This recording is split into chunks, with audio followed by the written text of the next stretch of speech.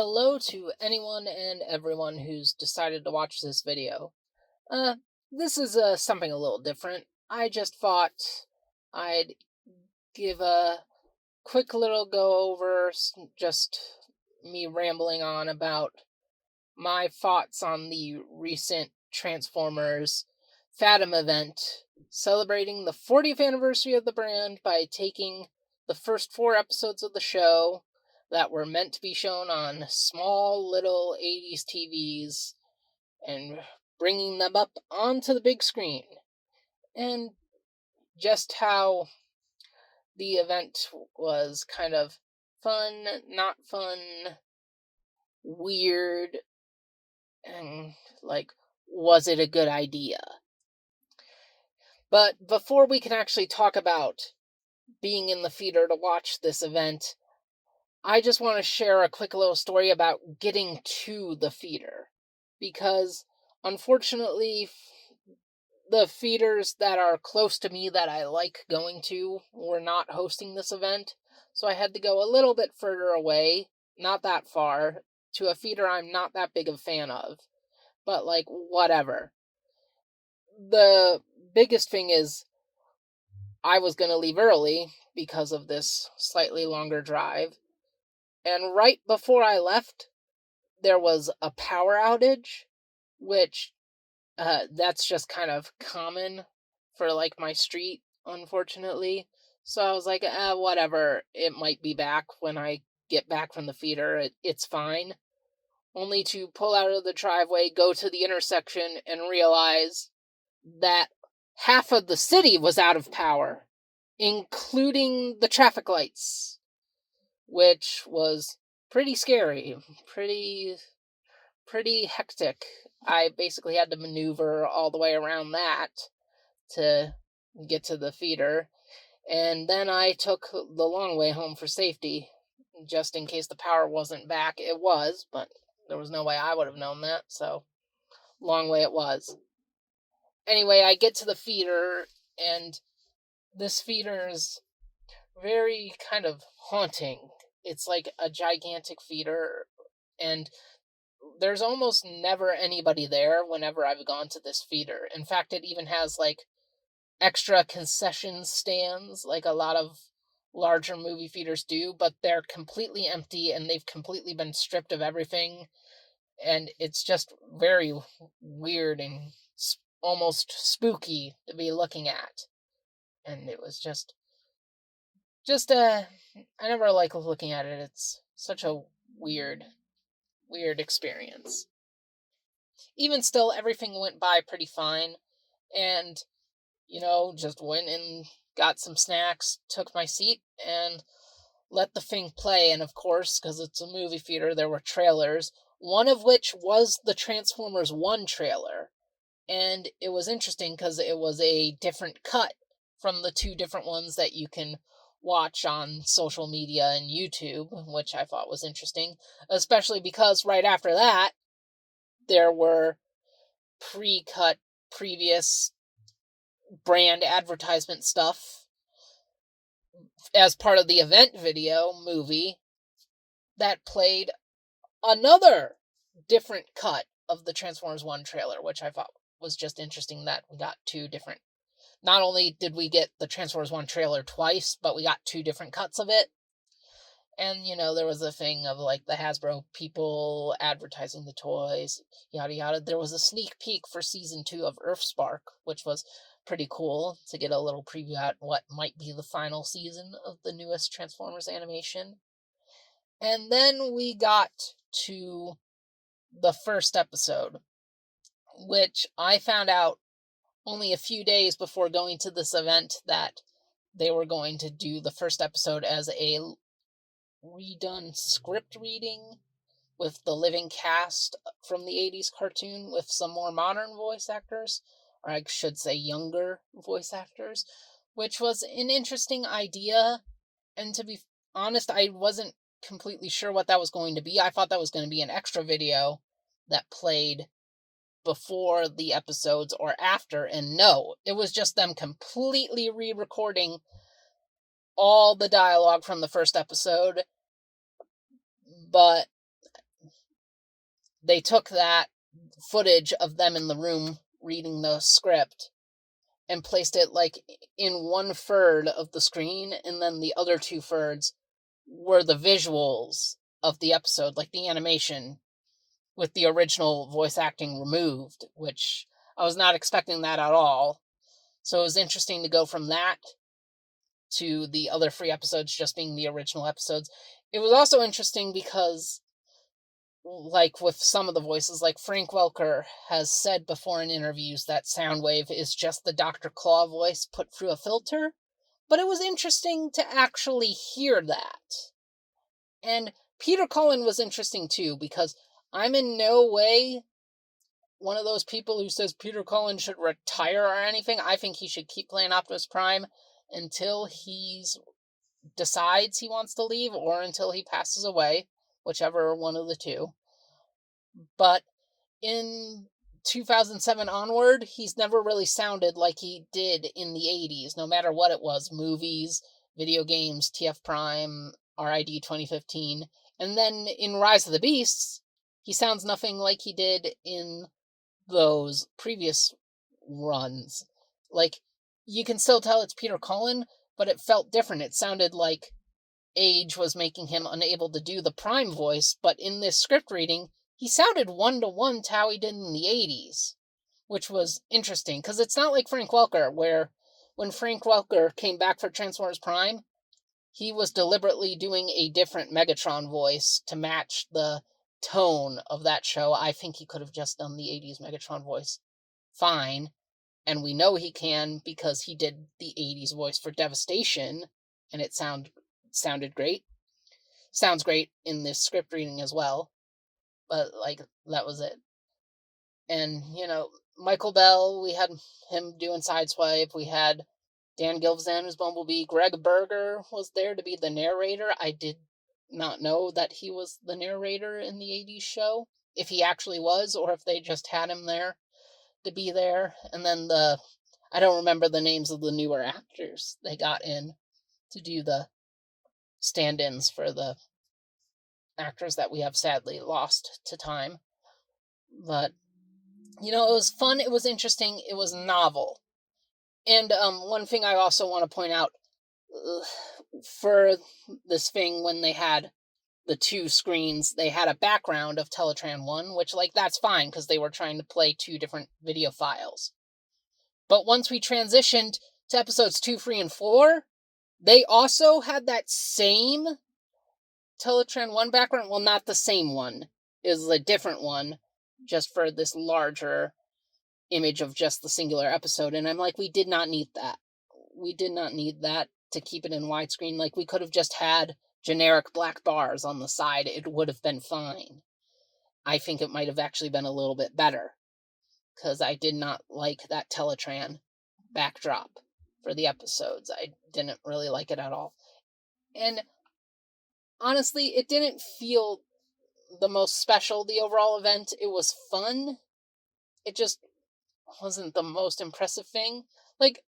The biggest takeaway was how having it blown up on a big screen like that allowed me to notice so many things I didn't before, both detail-wise and mistake-wise. Starscream has blue guns here. Thundercracker has blue feet here. Hound, when going into the water, brings down a glass mask, like he needs to breathe or something. What the heck is that? I did not realize Autobots could drown, but apparently they can if they have to have masks like that. When Ratchet transforms for the first time when they're on Earth, he's got his sled from his toy. Whoa, I did not know that. There's this random orange and white guy on the ground when they're on the Ark. I don't know who that is. Is that Hauler? I don't know. Maybe. That one woman that Ironhide saves is voiced by a man. Never realized that before. Probably because I bet they had no women in the recording studio at the time, since the G1 cast had no ladies to start with, because that was a Hasbro decree at the time, even though they did want Ratchet to be a girl, but that wound up never happening. And my favorite has got to be in episode 2, when Soundwave is swiping at Spike. they draw motion lines in one of the frames for his arm. That's so interesting and like bizarre and weird. And I just, I, that's just great. I liked that. That was just so weird and fun. And, it was also cool to see G1 characters that I like a lot on the big screen that might never get to be on it, like Sunstreaker and Bluestreak. Another thing I was quite confused by was the decision to include episode 4. I wonder if it's really only here, one, to maybe pad the runtime, and two, because they thought people would be upset about episode 1 being a script reading. I mean, I like the 4th episode. It's fun. It's a little Spike and Bumblebee adventure. It reintegrates Shockwave into the narrative. But I might have cut that. I do wonder why they put it in. And maybe it's just there for the juxtaposition of how in those first 3 episodes, you can really tell this is them trying to figure out what this new franchise they're making even is. Whereas by episode 4, they've kind of understand what they want the show to be. Especially because, like, from episode 4 to the finale of season 1 of G1, there is, like, one big story arc. As opposed to season 2, where it's all kind of just whatever, we're just having adventures, and then season 3 is kind of half story arc, half adventures. But, like, I didn't hate having episode 4 there, I just thought it was interesting that they included it. Also, I was not alone in the theater. Like, there were more people there than I expected. And I've been to these Fathom event things before, twice. I went to the one for the G.I. Joe animated movie, and there were a couple people there, not that many. And then a long time ago, I went to one for Princess Mononoke, and I remember that theater being a decent-sized audience, about equal to, if not more, than this Transformers showing. But, like, there were some other older guys, probably old enough to have been watching the original show back in the 80s. There were some parents bringing their kids. And then there were these 2 guys who just kept laughing at everything. Like, I did not understand why they thought it was all so funny. And it's not like they were there to make fun of Transformers fans, because when the toy commercials were playing at the beginning, they pointed out Emily and Lenny, so they were clearly, like, fans. Seemingly. I mean, they know who Hasbro people are, so they pay attention. And, well, but they just kept chuckling at the most random bits. It was weird. They kind of just made it a little bit less enjoyable. Just like they were not, I don't know. I did not care for that. But, like, they didn't ruin it for me. And maybe I just didn't get the enjoyment out of this because I've kind of been I was having a bad week, like a terrible week. And honestly, this was the best thing about the week, because I do love the G1 cartoon, because it was the start of everything that is Transformers, and Transformers is my favorite work of fiction. And, like, G1's not my favorite thing about Transformers, but I love it because it's the start, but also there is so much art to G1, even if it's not my favorite, both in how it's written and how it looks. It's just a very beautiful show, and you can see it in these first 4 episodes with shots like when Hound is driving through the desert with the sun on him, or in episode 4 where they do that amazing spinning camera with Bumblebee being chased by the Seekers. Like, that's some great stuff. Like, you know why this show is remembered. You know why people loved this franchise, why it's the 80s property that broke through it all and became the biggest thing. It's just, I don't think I had as much fun at this as I should have.